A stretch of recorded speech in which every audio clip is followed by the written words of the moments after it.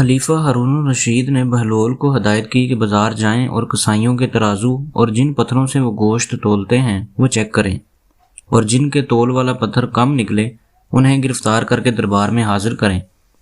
بہلول بازار جاتے ہیں، پہلے کسائی کا تول والا پتھر چیک کرتے ہیں تو وہ کم نکلتا ہے۔ کسائی سے پوچھتے ہیں کہ حالات کیسے چل رہے ہیں۔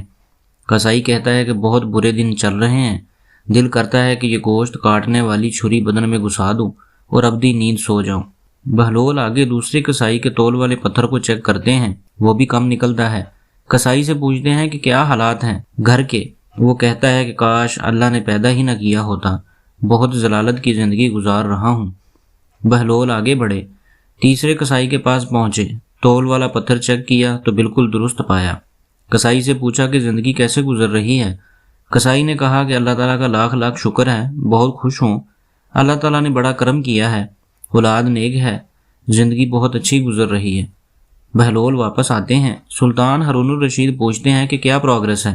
بہلول کہتے ہیں کہ کئی کسائیوں کے تول والے پتھر کم نکلے ہیں۔ سلطان نے غصے سے کہا کہ پھر انہیں گرفتار کر کے لائے کیوں نہیں۔